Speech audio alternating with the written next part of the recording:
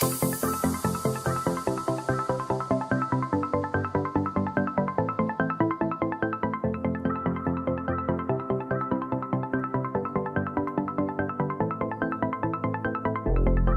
not time to go home yet. Just stay with me for a moment.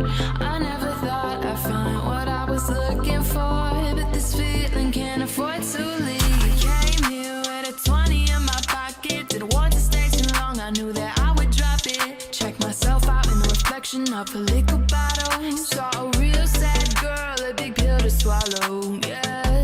But when you took my hand, walked me over to the dance floor, I put on a smile, never knew I had before. You said it's not time to go home yet, yeah. Just stay with me for a moment. Don't turn around, it's only the two of us. Just stay with me for a moment, moment. I know I'm bound to ruin it, so just stay here, just a moment, as long as this place is open, I'll keep you close, and we'll hold on to this moment. You hold me, feels like forever. Are you here to find forever? I will never know, cause I'm scared to take you home. Will you hit me on my phone? But I guess I'll never know. They turn the volume up when we're talking, the music playing loud and not planning on stopping. It's getting pretty late, I don't even know your name, but I'm living in the moment, I want you to stay. Ooh, it's in a real bad vibe. Came in with my head down, anxiety high. Just about to leave, was about to leave. I'm so happy you noticed me. But when you took my hand, walked me over to the dance floor, I put on a smile, never knew I had before. You said it's not time to go home yet. Stay with me for a moment. Don't turn around, it's only the two of us. Just stay with me for a moment. I know I'm bound to ruin it, so just stay here. Just stay with me for a moment. Please make a move, cause I don't have the courage. Don't wanna be wondering what could have been in the morning. Said it's not time to go home yet. Just stay with me for a moment.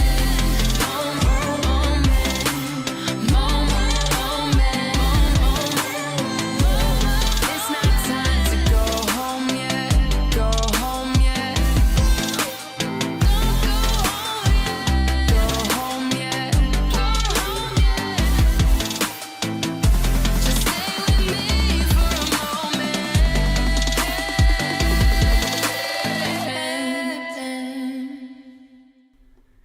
Hello and welcome to the talk show. Oops, I forgot I got a keyboard here.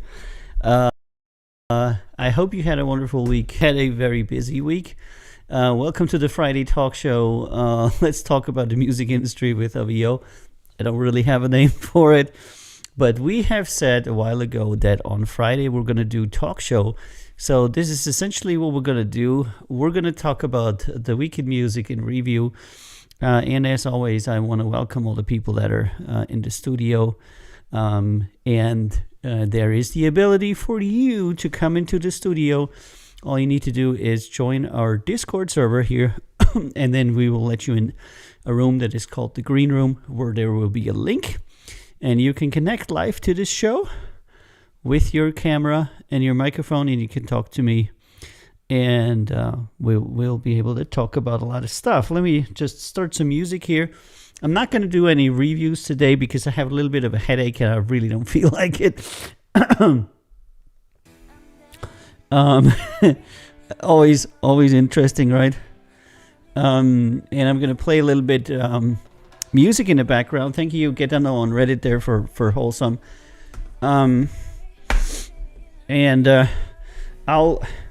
I'll essentially start out with some things that happened or are going to happen in the music industry that are affecting us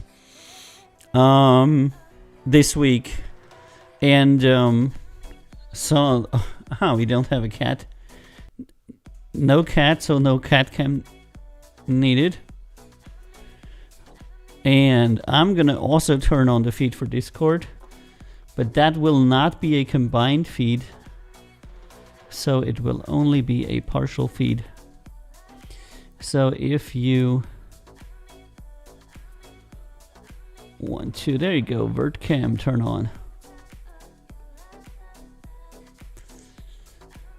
Alright, there you go. Live is on. Good. There you go. Okay, so if you have any questions, you're welcome to ask them in any chat. We have most of the chats connected to each other, and I can see you no matter where you are on Reddit, on Discord, on Facebook, YouTube, and others. We're live on all of our channels, and this is going to be our first topic.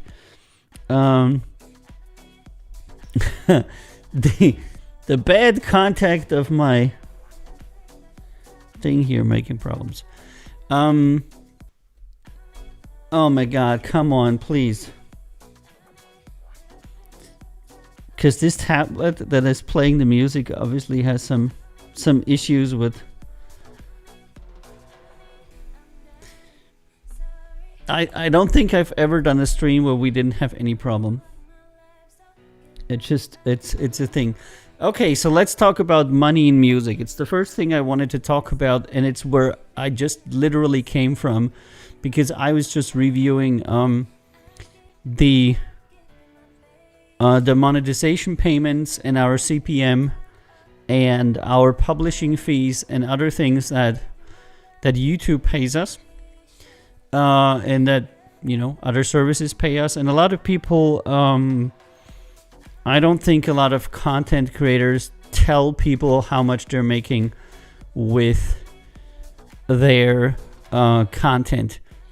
But I want to talk a little bit about it, and that kind of like makes it necessary that I... Okay, I really had this. I hate this.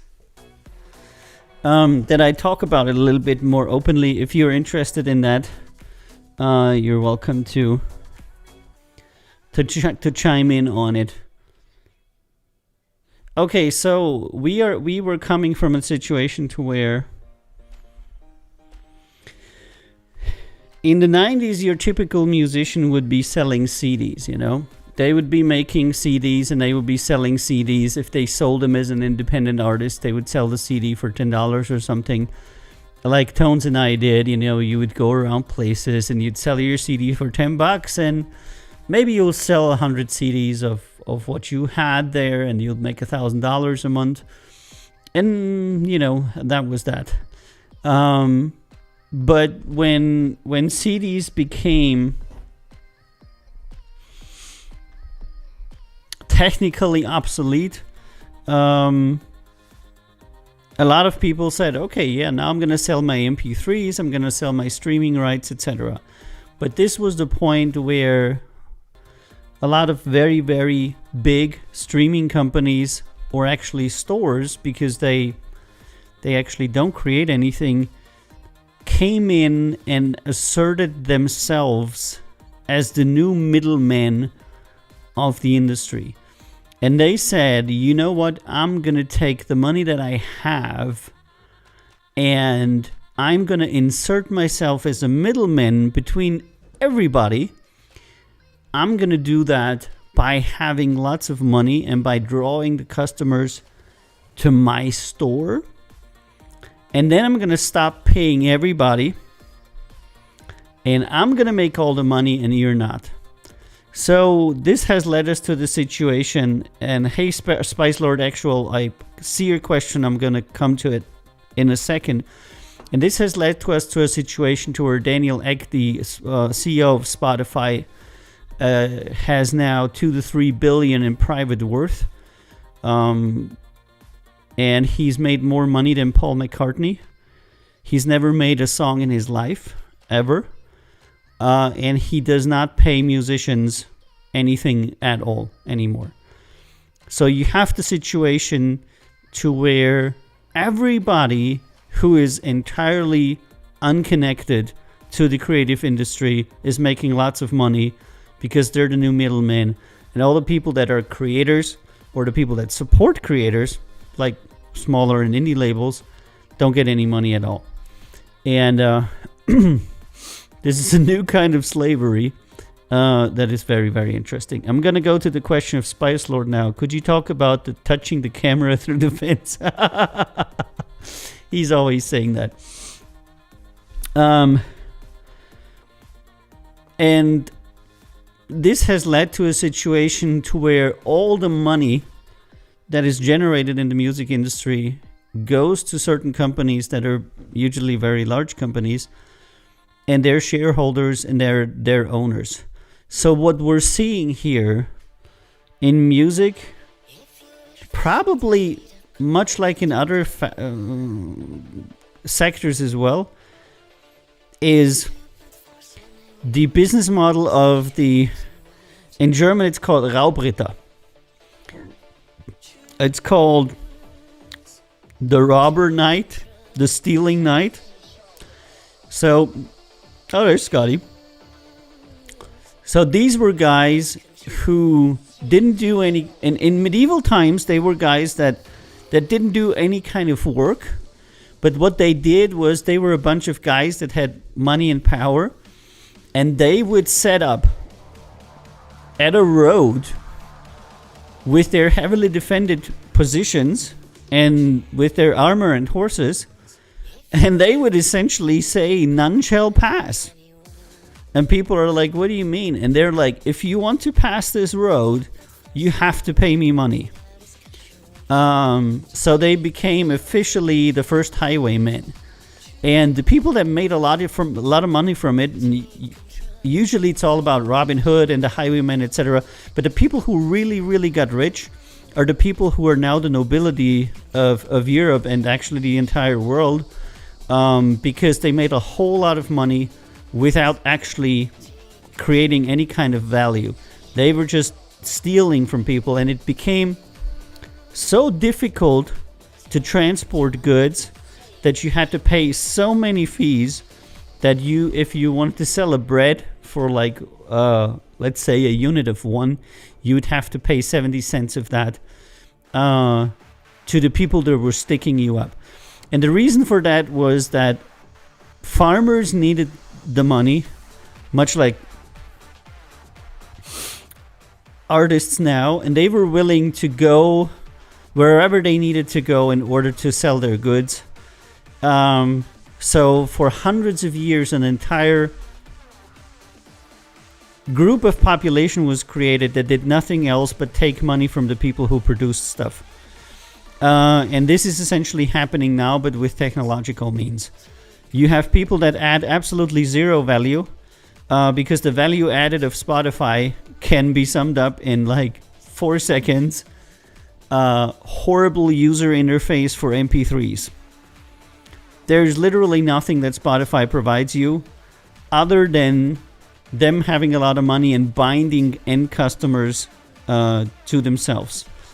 And it's much like that with most platforms out there. And these new middlemen are now making all the money. Anywhere from 85 to 90% to 95%, estimates vary, of all the money made in the music industry goes to middlemen. It doesn't go to creators, and it doesn't even go to the people who work in the industry. I'm not only talking about musicians here, I'm talking about everybody who would work in the music industry as, I don't know, a songwriter, a producer, a audio engineer, etc. So what we're seeing is, here's the creative people, here's the customers, and in the middle is a huge and very powerful Black Knight that says, you have to give me 90% of all your money, closer to 95% of all your money, if you want your goods to go to the customers.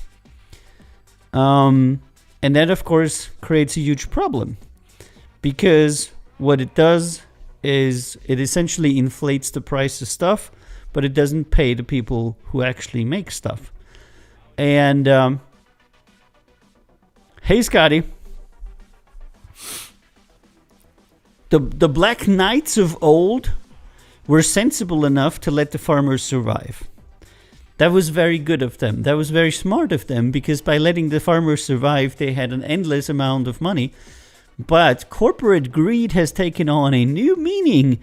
And now, middlemen don't let the people survive because they're not thinking about the next generation. They're not thinking about their castle on the hill and will the next generation still be profitable. They think that the more money they can squeeze from everybody, the better. And if the whole model fails in 5 years, it doesn't matter. So they're going 95%, 96%, 97%, 98%, 99%. They're going to rates to where that is economically not sustainable anymore. You cannot possibly take 99% of what people make and expect them to continue on in that endeavor. But this is exactly what the big tech companies are doing. Some of them are less horrible. Some of them are more horrible. But at the end of the day, none of them are paying anything. They're not paying nowhere near as much as they should be paying. And another bad thing they have done for many, many years is that they have aggressively marketed that the price of music is essentially zero. Get everything for free on my platform. Get everything for free on my platform. And when you have these platforms that come in with a huge amount of venture capital money, and they know they can, give all of the stuff to their customers for free for a few years, just blowing money, what it also does is it sets a customer expectation. The current customer expectation is that music is free. So there's two expectations and factors in the market. Our customers think that music is free, and the robber barons think that they should be able to get 99% of the money that is made. How does that even work? That works only in one way, in that you introduce another party, and that is advertisers. Because the customers are already not paying anything. So what 99% can the robber barons take? And it's the money of the advertisers. So advertisers are coming in and saying, there's a music video from this guy. Let's say it's Moment from CIG. And I want to run an ad on that because I think the people that watch that music video are kind of like my customers. And so I want to pay, something to CIG for the impressions or something. And then the robber barons say, okay, so the music fans are not paying anything. They're paying no price. The advertisers are paying into. We're taking 99%, and the musicians are not getting paid at all. And in this whole equation, sadly, everybody's happy but the musicians. Why? Fans are not paying anything for music. That's great for them. Robber barons are making 99% of the money. That's great for them. Advertisers are getting their placements and paying a decent price for it. That's great for them. But there's only one problem. In all of this, the person who makes everything doesn't get paid. The literal people who make this entire industry go don't get anything. They get fractions of cents of nothing, while other people get everything. And there's a great amount of creativity in which Spotify enriches themselves. A lot of it has to do with what they do in the books. Did you know that Spotify takes a lot of money from the artist pool and puts it towards research and development? So, just to be clear, Spotify takes money that would otherwise go into the artist pool to make their product better. In other words, they're taking money that the fans pay for music and they're using it to improve their product, which is horrible.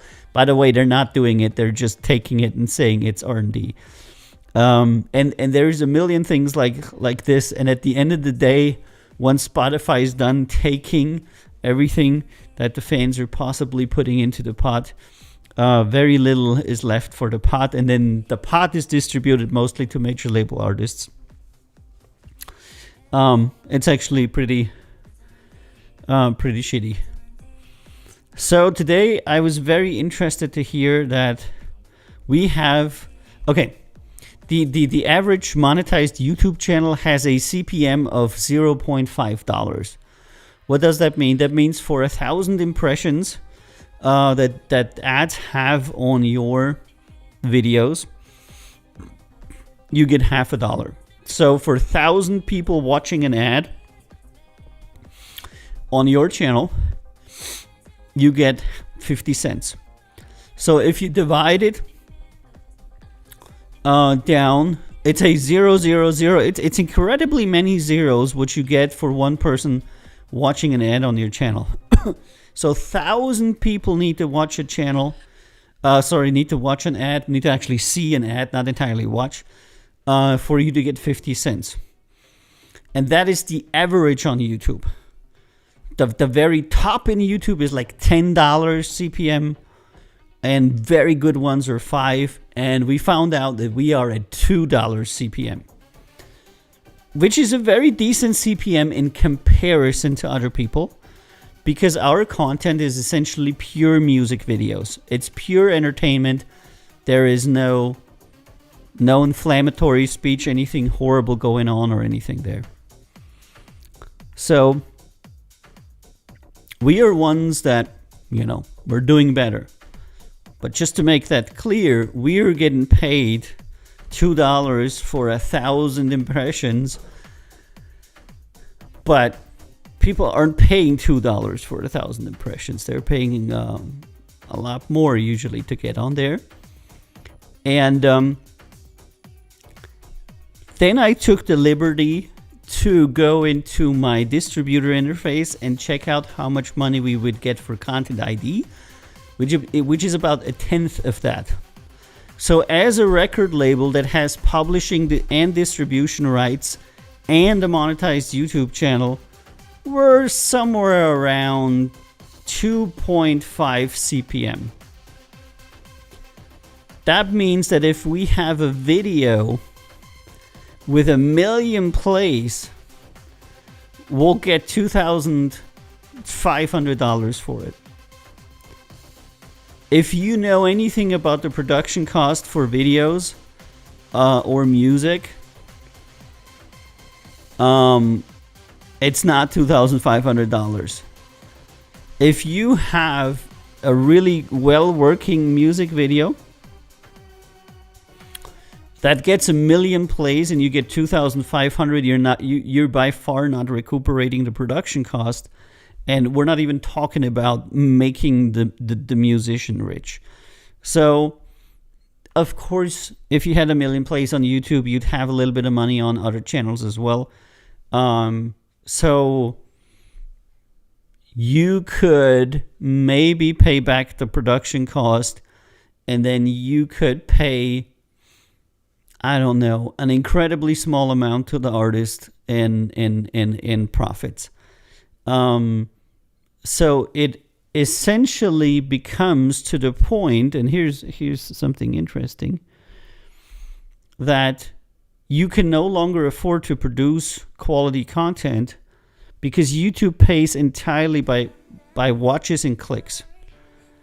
So what you need to do is you need to make content that is as cheap as possible to produce and that will have a lot of people watching it. And Facebook famously, also because it leaked, had that down. And the outcome of 5 years of data analysis for Facebook was that the content that does that is inflammatory content. It's like content that outrages people and that polarizes people.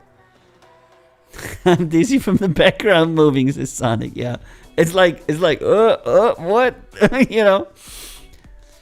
So Instead of producing quality content, people are relegated to make the easiest, crappiest, shittiest, most inflammatory content they could possibly create, and do so as cheap as possible.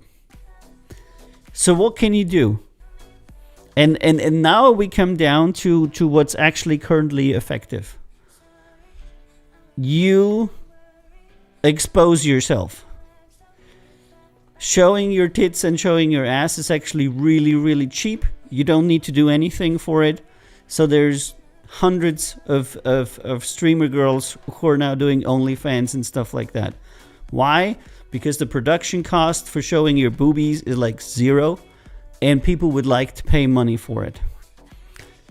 Number 2, fake advice from people who have absolutely no idea what the fuck they're talking about, because their time isn't worth anything, because they're not actually experts, and they're filming themselves giving fake expertise with their phone. So you have fake investment bros. Invest in crypto, do this, do that. You know, it's just a guy sitting in his bathroom filming himself with a phone, giving people like outrageous ideas of how to make money. People that strongly represent a conspiratorial, a racial, or any kind of opinion that would lead to a lot of controversy. That, you know, left versus right kind of thing. The, you know, I think Trump is great and I think Trump is an idiot thing. No matter what it is, inflammatory content that is cheap to produce.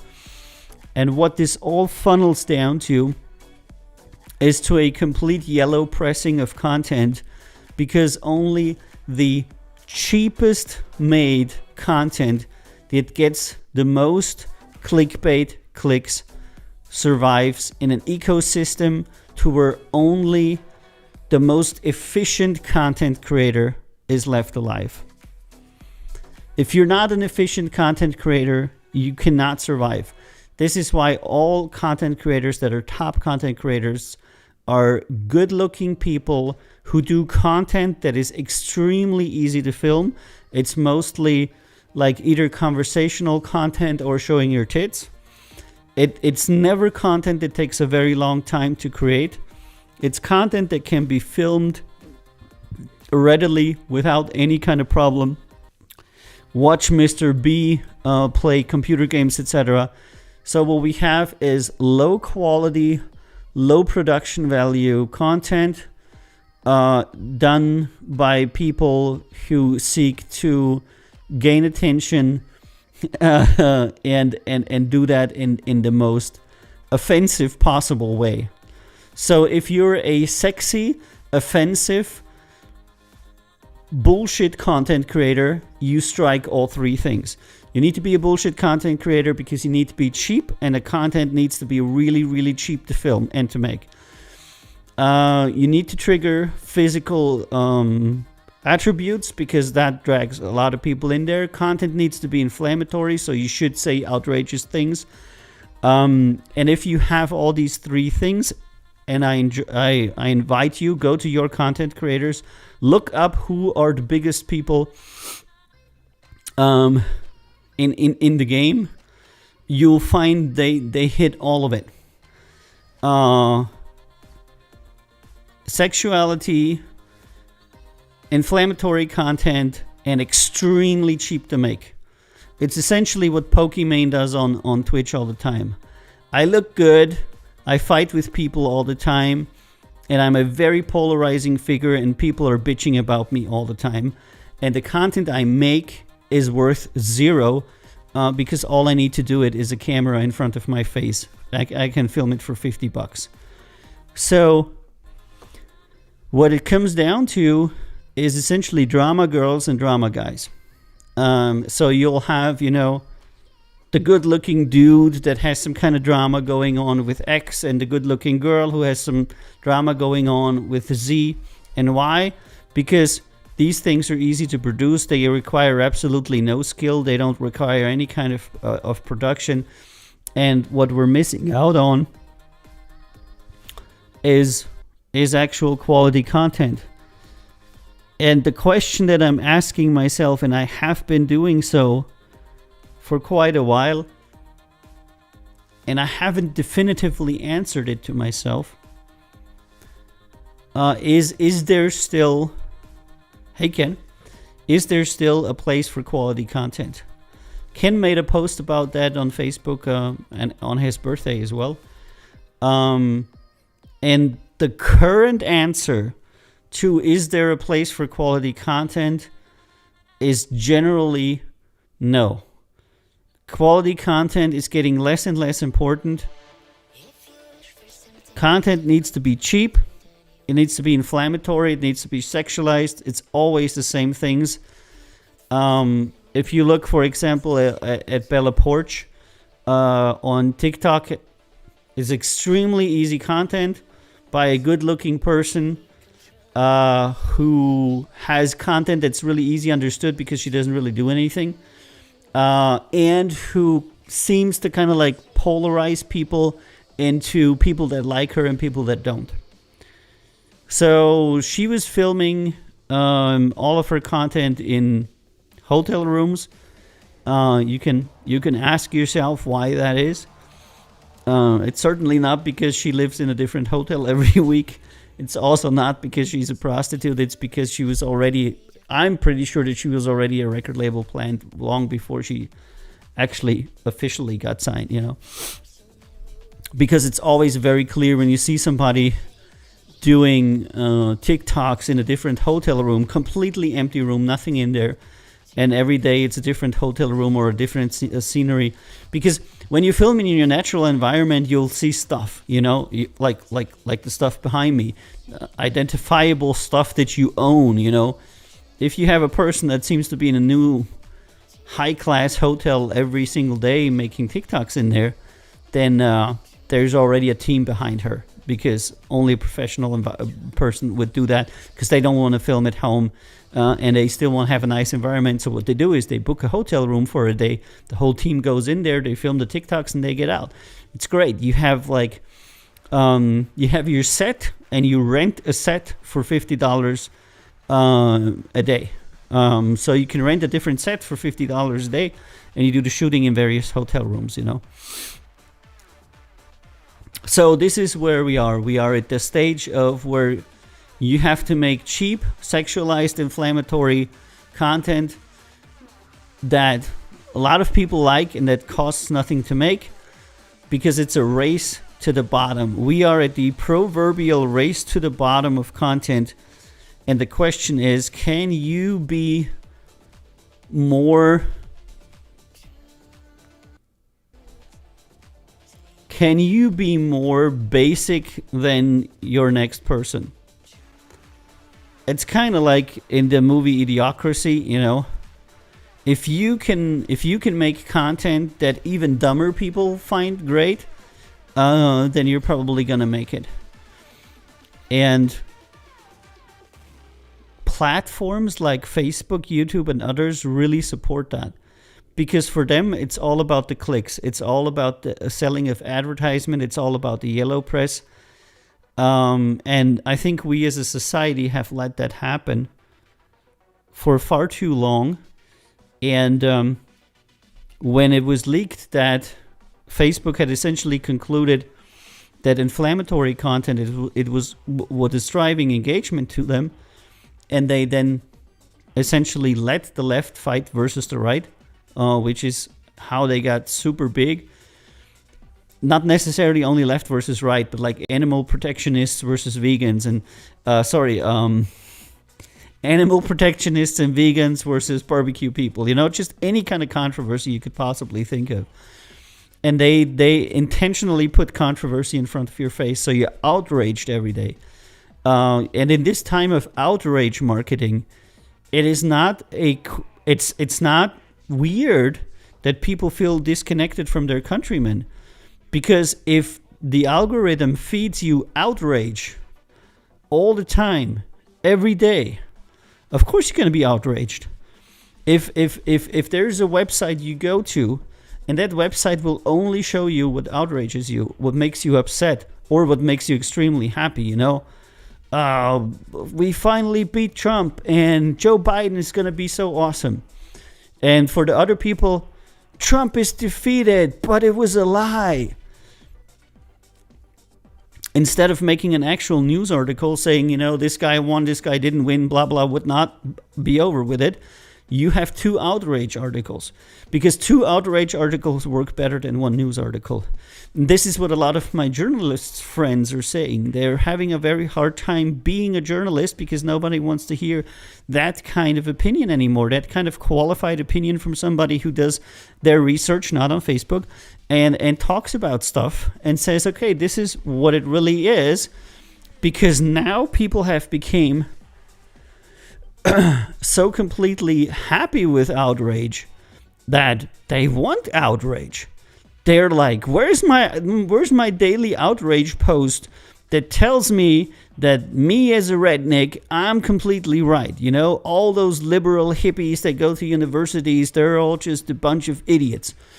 And the liberal people say, okay, I want my daily article that says, redneck idiots only account for 2% of the national income of the United States, are now completely disposable, and we should shoot them to the moon. And in this time of outrage and yellow pressing, what follows is social disruption. Because people all of a sudden start believing that they're really in a split society. And this is what's been so funny for me to watch America, and they say, oh, we are a nation divided. The U.S. is absolutely not a nation divided. The U.S. is a nation controlled by media. And the people usually saying the U.S. is controlled by the media are essentially the ones that are doing it. Fox News is one of the worst pieces of shit in this regard. You can trust them to always lie. These people have almost never had any kind of decent reporting other than the election coverage that Fox News had was probably the best election coverage in the United States.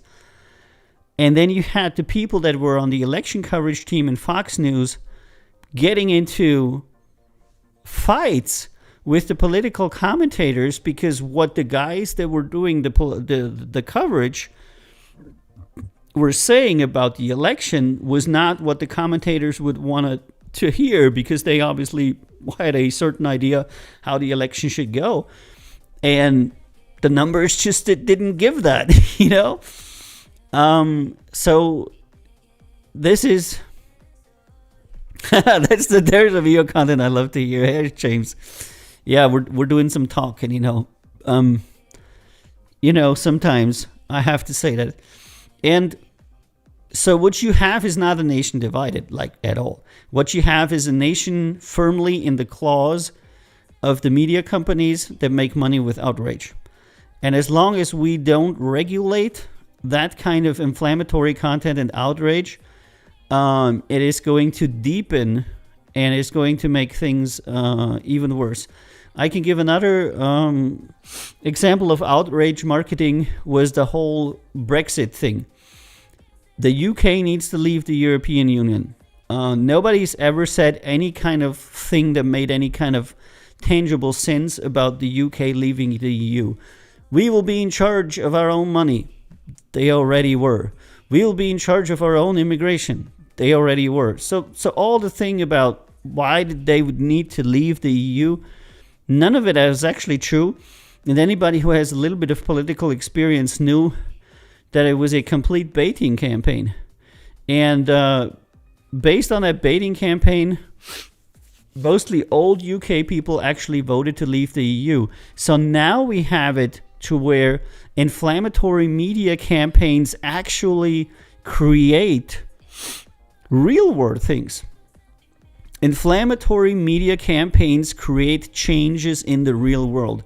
And this is exactly what the Nazis utilized and understood very early before World War II, that storytelling on a national level can change things in the real world. They told people are always like, the Second World War started in 38, and everybody was like, what the fuck, But it wasn't that. They were grooming the German people for a decade for all of that. They were feeding them the information they needed them to believe. They were saying the Jews are bad. We need to take that back, the Sudetenland. We need to blah, blah, blah, Russia, communism, blah, blah. So these people were fed and systematically prepared by their media for almost a decade. And this is that, unsurprisingly, in 38, when Hitler said, let's go to war, everybody said, yay, great idea.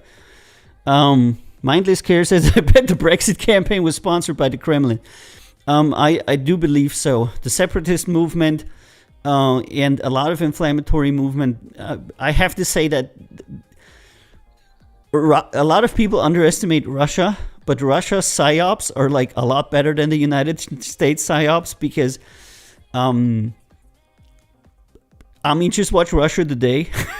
The Russians don't have a lot of money.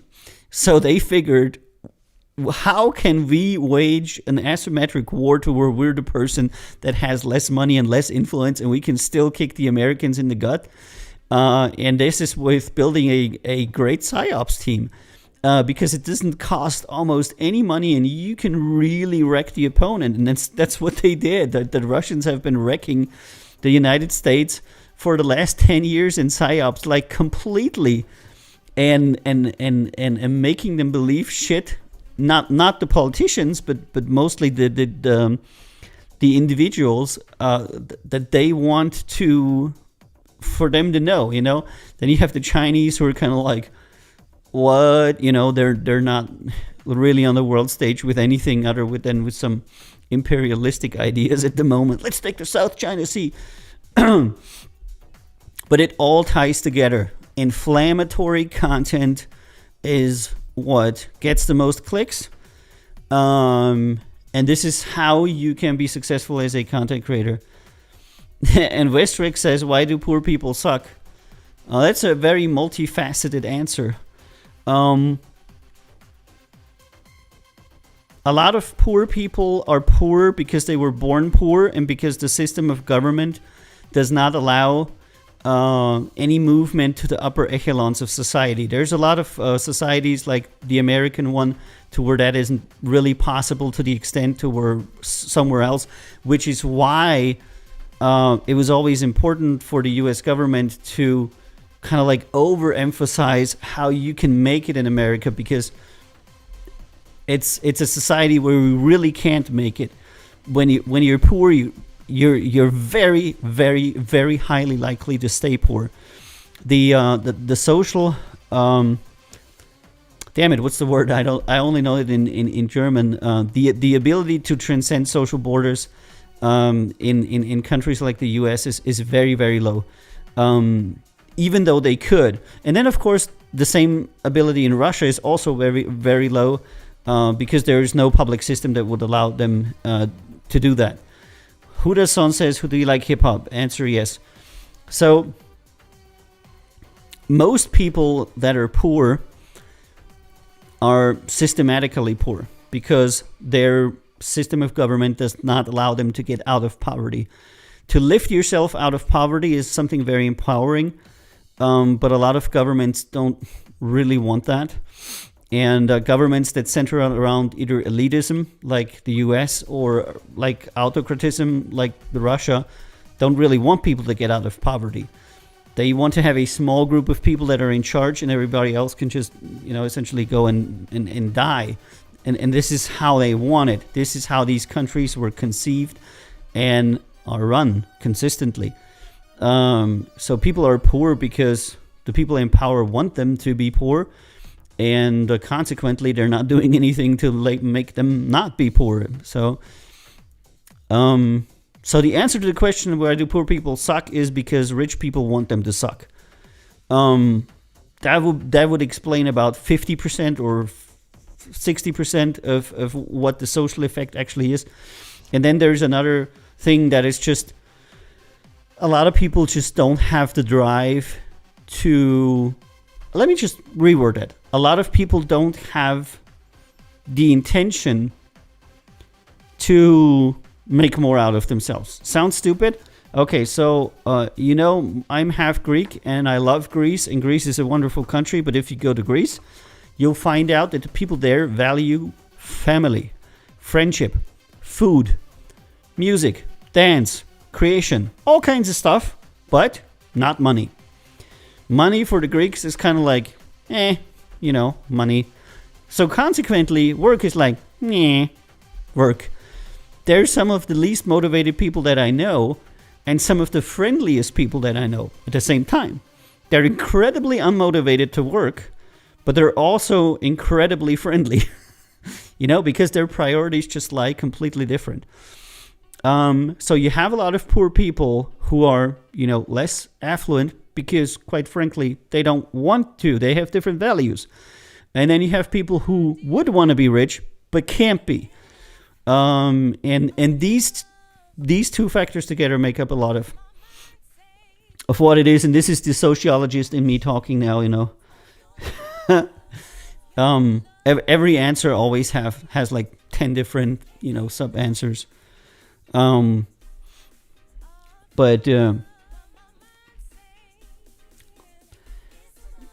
there is that. And let me just put something in. And now we're coming back to, what does it all have to do with a record label? It has very simple implications. If you do things that don't stimulate people on a very basic level, nobody wants to have your content. Your content needs to be, and this is the only measuring stick that we have nowadays, is how many people will stay on my site if they watch your content. And why is that so important? Because if they stay on my site, I can put ads up and they will not leave. Because it's all about making people watch ads. And this is the craziest shit that you could possibly think. We have separation of societies. We have civil unrest. We have nations divided. We have poverty left and right. And it's all because we need people to watch ads. And this is where a elitist economic system generally starts failing. Because America doesn't have free market economy, and they do not have capitalism. What they do have is elitism and essentially mostly oligopolic structures in most of the stuff, very much like Russia. There's a small group of people that have all the money and control everything. There's a small group of companies who have all the money and control everything. And there is a limited amount of players who decide everything. In a free market economy and in capitalism, things are wildly different. So it's always very interesting to me that I hear so many politicians in America say, we have free market economy and we have capitalism, because they absolutely don't. I've never seen a system to where the market is more rigged in the Western world than it is in the US. Everything that you do from the time that you're born to the time that you die is completely stacked depending on how much money and influence you have and if you're part of the elite or not. If you're looking at all the successful entrepreneurs in America, they're all part of the elite. They're sons and daughters of the elite. There's hardly anybody that's a come-up story. Everybody's just fucking inheriting shit and then talking about it. Like, I inherited a company that makes $1 million. Gary Vee inherited a company that makes $1 million a year. And now he's giving everybody startup tips. Fucking excuse me. If you inherit a company that makes $1 million a year, you're not a startup kid. You're a freaking trust fund baby. You're somebody who is given a golden spoon and fed caviar at the beginning when they're born. So the question is, do we want to be slaves to advertisement? And why is advertisement so important? Why is all of the content that we create put under one criteria? Will it sell ads? Only thing. Will it sell ads or not? And that is because, and even Marilyn Manson talked about that, the current system is strongly consumerism oriented. Consumerism is everything that you would want a disenfranchised people to be. Why?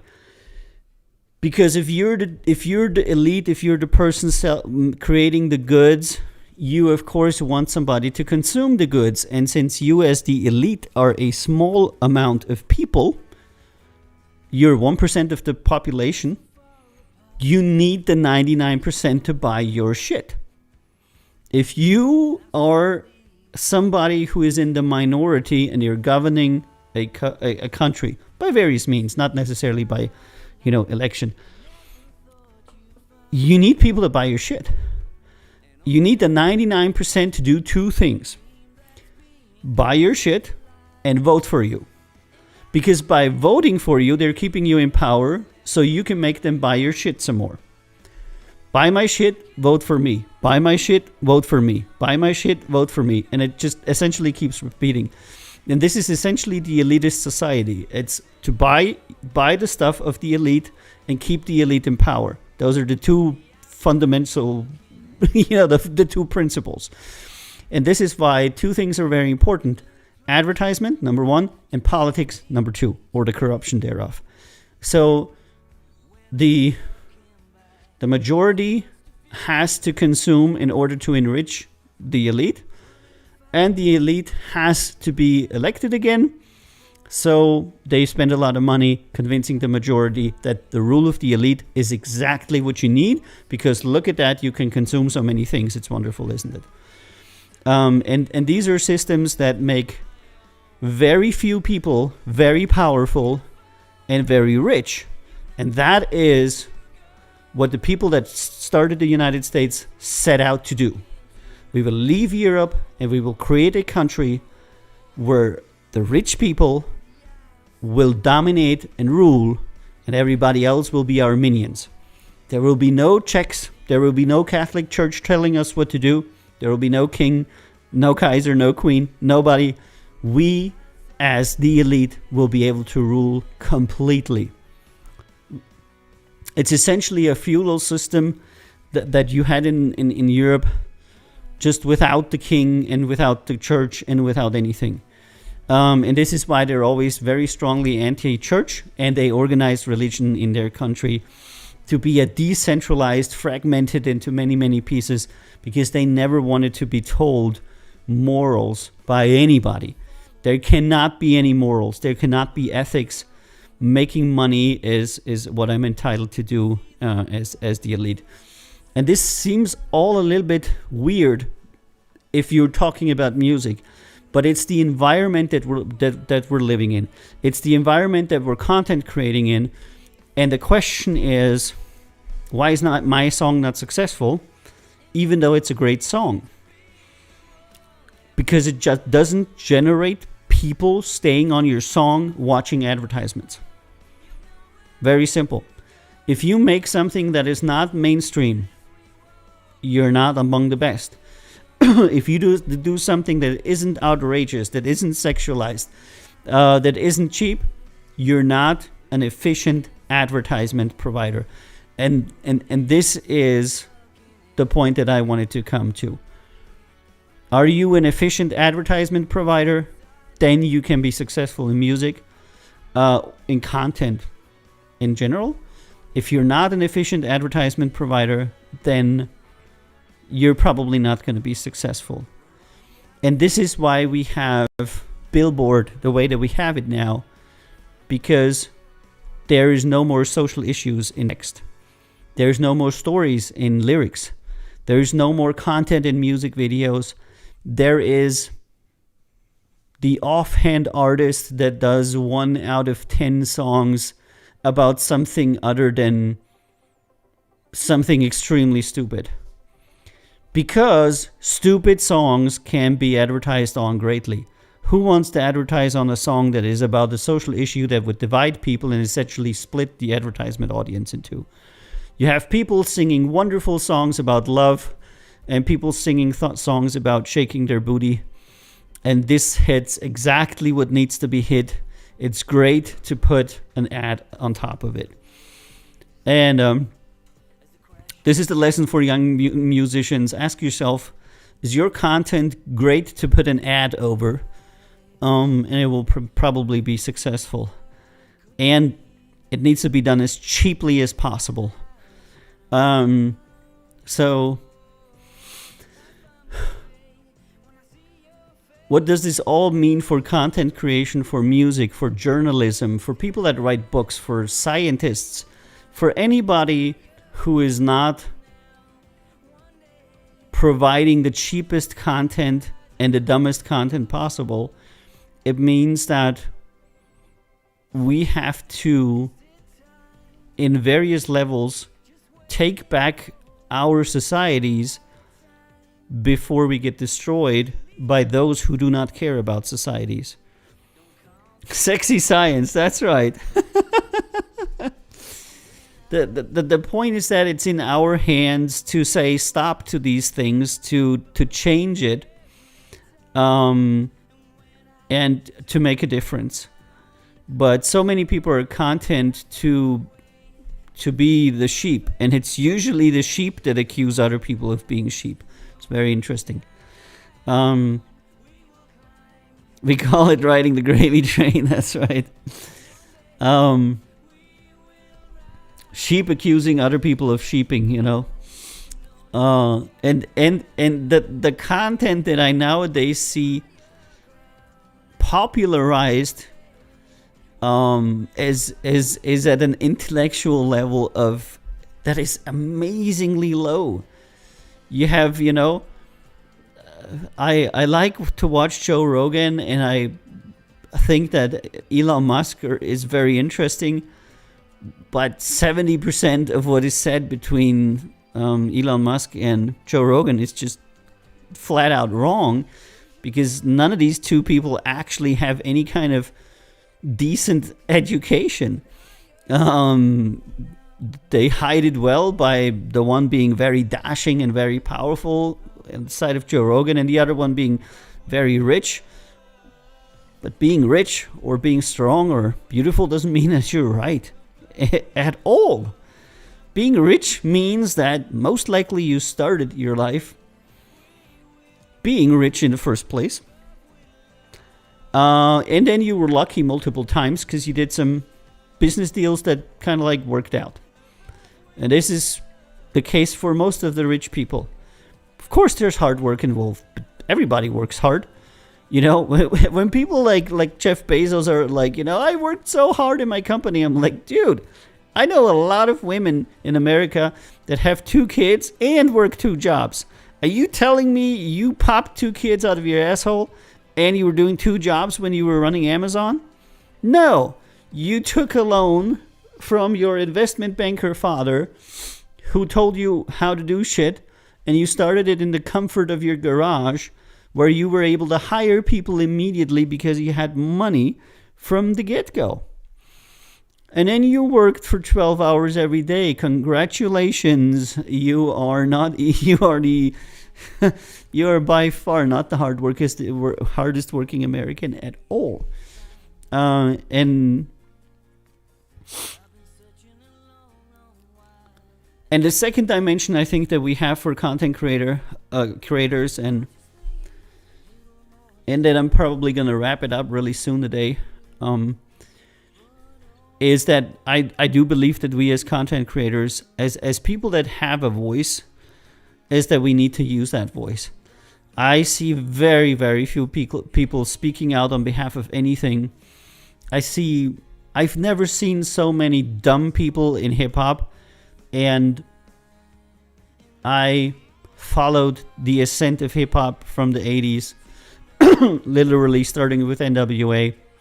I met a lot of the people at concerts and other functions, and they were incredibly Driven, Public Enemy, Boogie Down Productions, Ice-T. People had something to talk about, no matter if it was gangsta or political or whatnot. But now it's just dumb. It has become dumb and dumber. I have a gold chain. I have a big ass. Boo, boo, boo, boo, boo. You know? If that is the epitome of what you can create, and then your fucking brilliant idea is not to help the people that you claim to represent. Your brilliant idea is to make tennis shoes and sell them to some kids who should really get an education and not a $1,000 pair of tennis shoes. And then you tell those kids, yeah, you should totally buy my shoes instead of getting education. I just cannot get over that. Everybody's like making their money. Nobody gives a shit. And I think as a creator, you have an obligation to stand against the massive amount of idiocy that is out there. Because if you have a voice and you don't use it, people will ask you one day, why did you not say anything? And this is exactly what happened in Germany. After everything was over, people said, why didn't you not say anything? Because nobody said anything. And if nobody says anything, then very bad things are generally happening. And they're happening everywhere in the world. Every single day, there's an evil person talking very loud, and there's a good person not saying what they need to say. So I encourage all of you creators, all of you smart and wonderful musicians, streamers, book authors, and others to create and to say the things that need to be said. To say, whatever it is that you might want to say, but to not be the person that stands on the side of the evil people. I know it's difficult to tell who the evil people are, but generally, people have a very good internal sensor for who's good and who's not, And there we are, caught in the middle between the obligation to be decent, the obligation to speak and use our voice, and the reality that only the most yellow pressish content sells anything. And I've contemplated, doing yellow press stuff with real content on it. And I think that might be the way to go into the future. You have to speak to the people. But in reality, I do believe differently. I believe that one of the greatest achievements of my country, many, many years ago, hundreds of years ago, meanwhile, was that Marie Therese, became Emperor of Austria, and she decided that people need education. She decided that people need healthcare. And she essentially created the idea in this nation that if you were to lift yourself out of poverty, if you were to improve your nation, you need to do that for your people. You need to lift your people out of poverty. You need to educate your people. And you need to provide them with a way to better themselves. And in all the countries that don't provide that opportunity for their people, I think it's going to be extremely difficult. I see. Is that how it is? Did I talk too much about stuff? You wanna? I see. You wanna sit there and watch into the camera? Okay, you can sit here and watch into the camera. Yep, look up there. No. He just wants to put his butt on.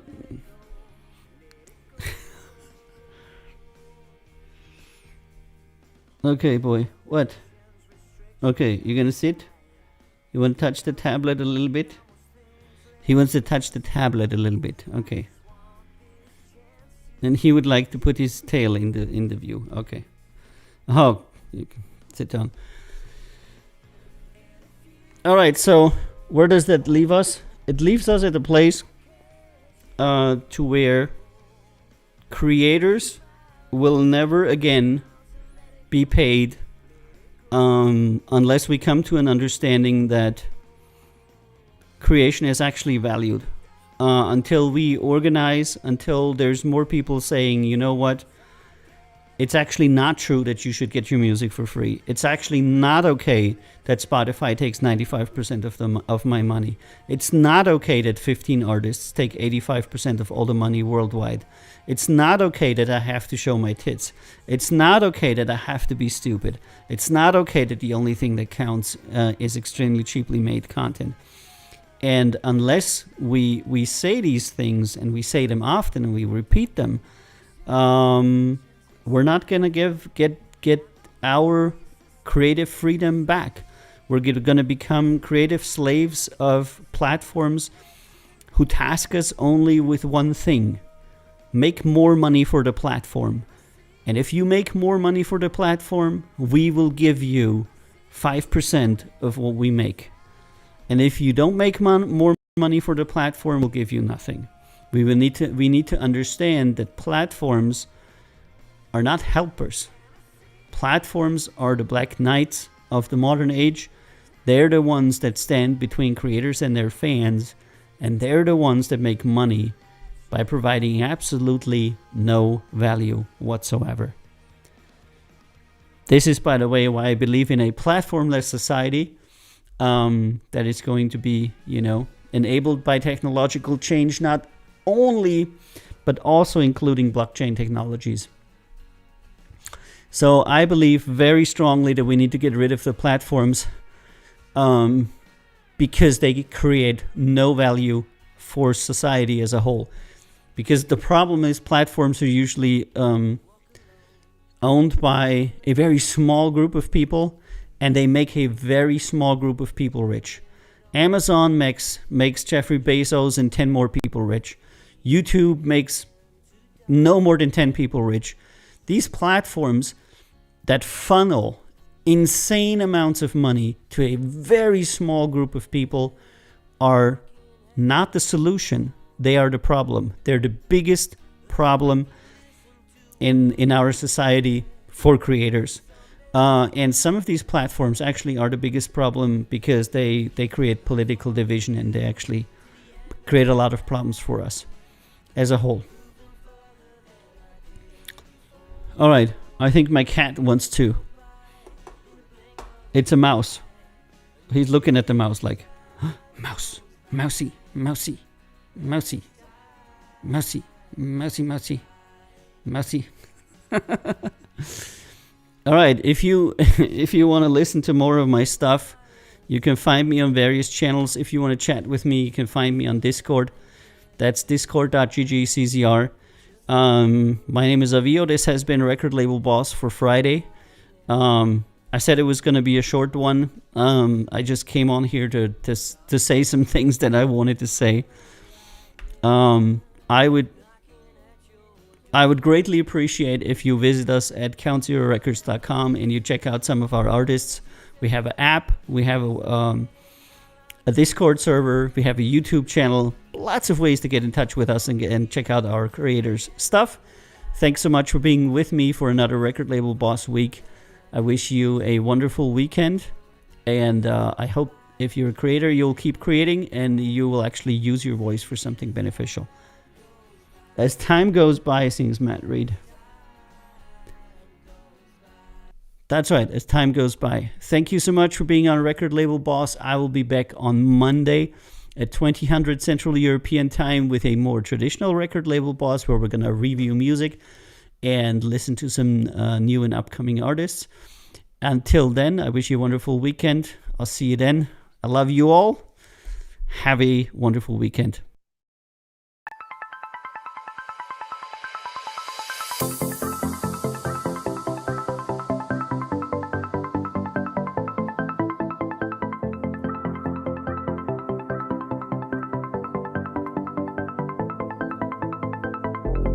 It's not time to go home.